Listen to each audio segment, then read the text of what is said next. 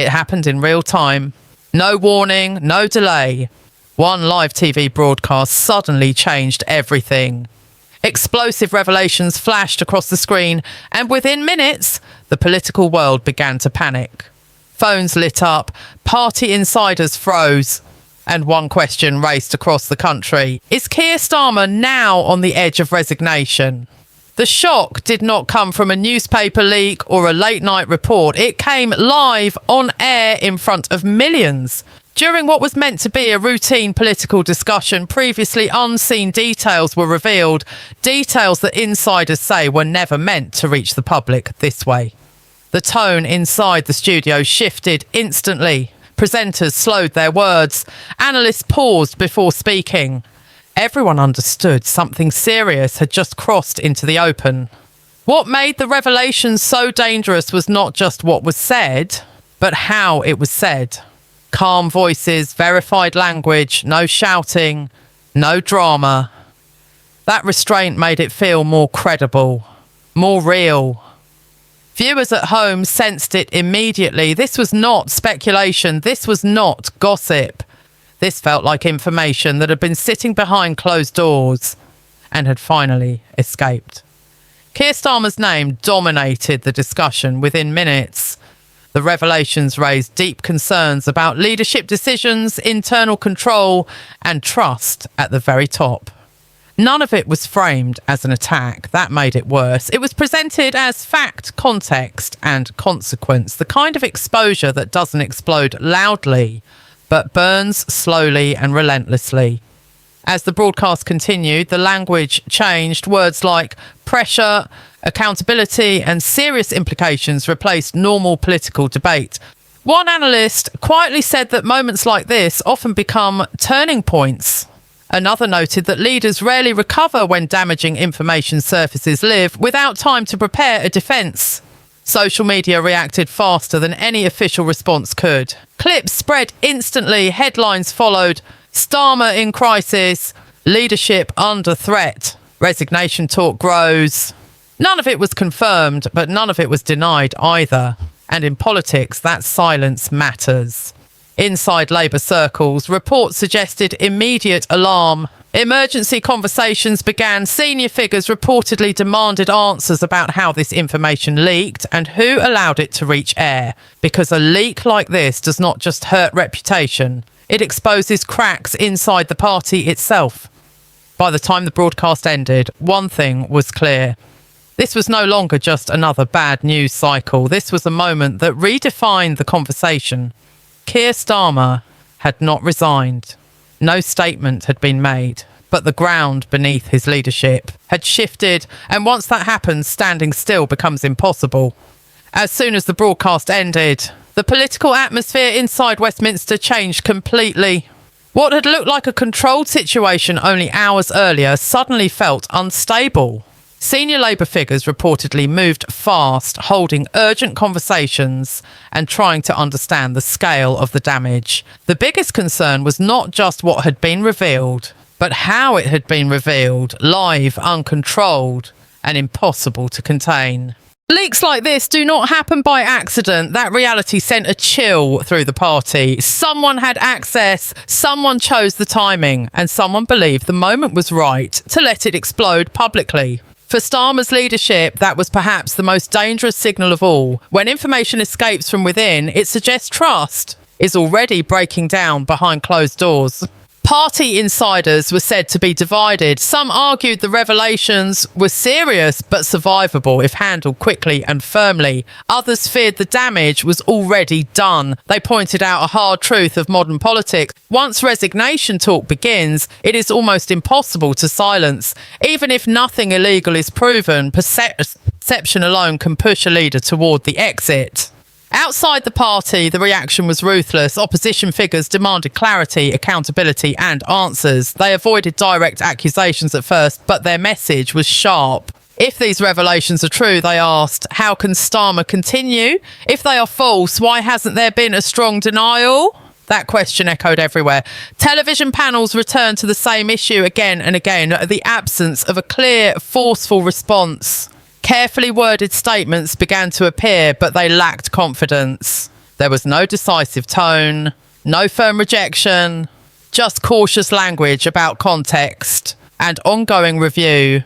To many viewers, it sounded like delay. Public reaction followed a familiar pattern. Supporters rushed to defend Starmer, accusing the media of exaggeration and political targeting. But undecided voters reacted differently. They weren't angry. They were uneasy. And unease is far more dangerous than outrage because it quietly turns into doubt. Social media amplified that doubt. Questions spread faster than answers. Why now? Who leaked this? What else hasn't come out yet? Each question fed the next. The story stopped being about one revelation and became about what might still be hidden. Inside Labour, MPs reportedly began thinking about their own survival. Elections are won on trust and stability. When leadership looks shaky, candidates worry about the knock-on effect at local level. Quiet conversations reportedly began about contingency plans, not because resignation was confirmed, but because it suddenly felt imaginable. Starmer himself remained largely silent. No dramatic appearance, no emotional response, just restraint. Some praised that approach as professional, others saw it as a mistake. In moments like this, silence is rarely neutral. It is interpreted often in the worst possible way. By the end of the day, one reality had set in. This was no longer just a media storm. It was an internal crisis, a public test, and a leadership gamble all at once. Keir Starmer had not stepped down, but the idea that he might was no longer unthinkable. And once that door opens in politics, it never fully closes again. As night fell, the crisis did not slow down. It deepened. What had begun as a single explosive broadcast turned into a rolling political emergency. New voices entered the conversation, and each one added weight to the pressure already surrounding Keir Starmer. Former allies, cautious commentators, and respected legal experts began speaking publicly, and their words carried far more impact than angry critics ever could. Several senior figures stopped short of demanding resignation, but their language was carefully chosen. They spoke about leadership responsibility and public confidence. In British politics, those phrases are rarely accidental. They are signals that support is no longer unconditional and that patience may be running out. Behind the scenes, reports suggested that Starmer's inner circle was scrambling to regain control. Crisis meetings reportedly ran late into the night. Advisors debated strategy, whether to confront the revelations head-on or wait for the story to burn out. But there was a problem with waiting. The story wasn't fading, it was growing. International media began picking it up. That changed everything.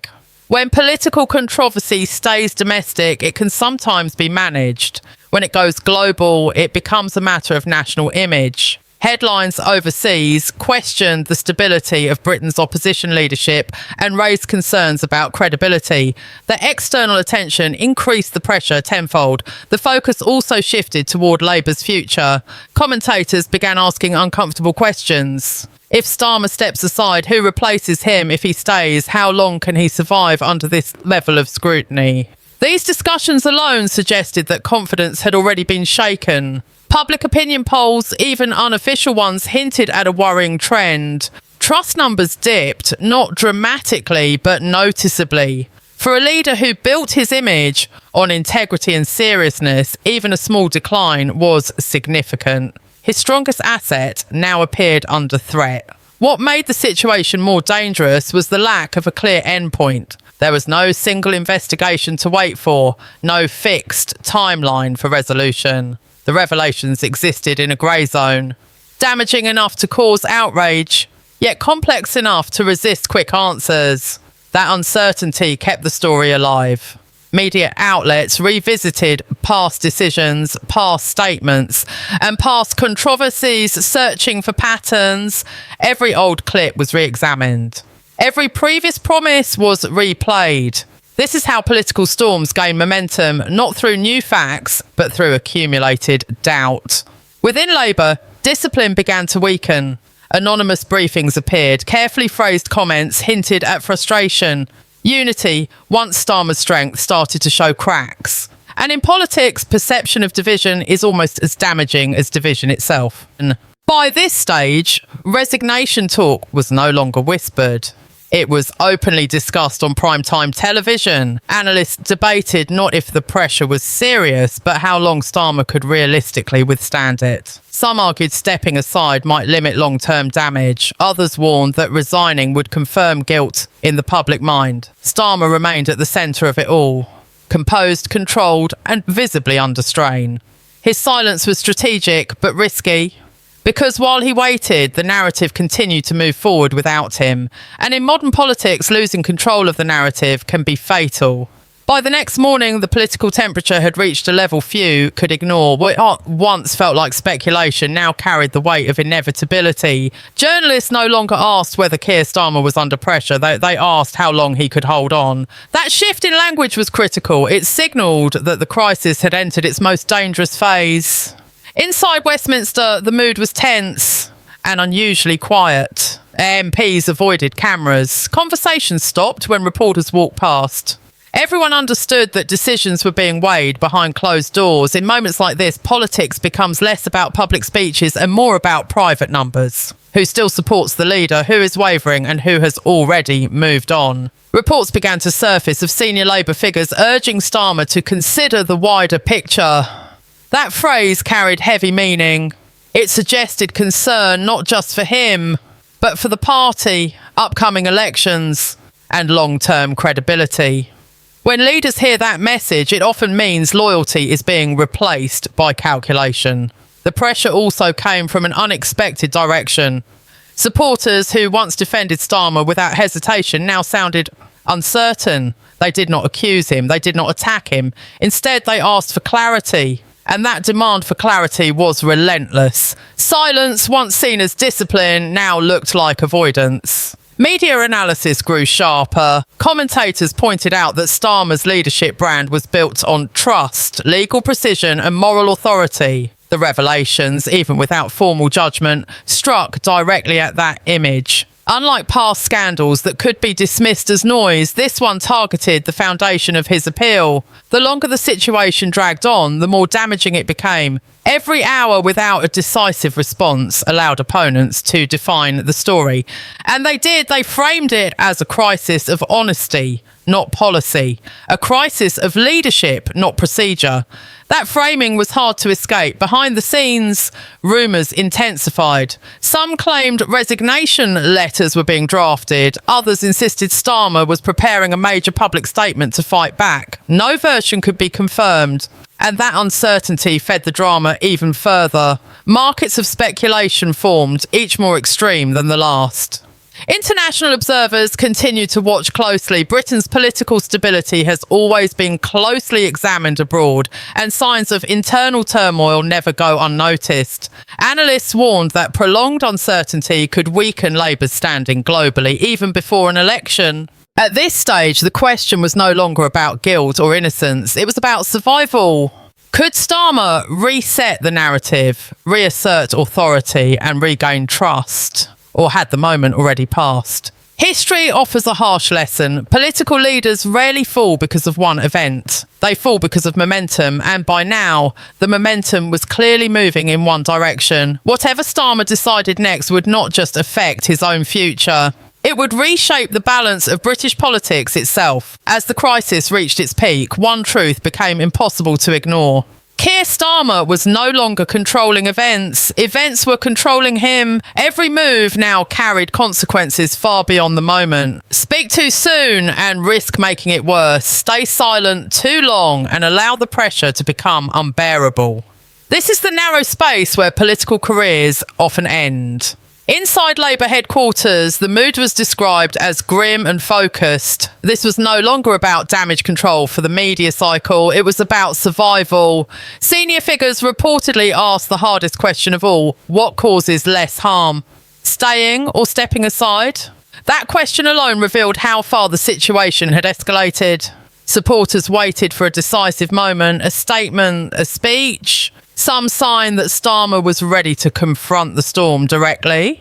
But expectations had grown so high that anything short of clarity risked disappointment. In crises like this, half answers feel like evasions and careful language feels like weakness. Opponents sensed blood in the water. They framed the situation as proof that Starmer could not handle pressure when it mattered most. They warned that a leader under constant scrutiny cannot lead a country. These attacks were relentless, disciplined, and effective because they echoed doubts already forming in the public mind. Meanwhile, ordinary voters watched closely. Many were not experts on the details of the revelations. They didn't need to be. What they saw was uncertainty, hesitation, and a leader struggling to regain control of the story. For voters, perception often outweighs explanation. The idea of resignation, once unthinkable, now felt real. Not confirmed, not announced, but real enough to dominate headlines and conversations.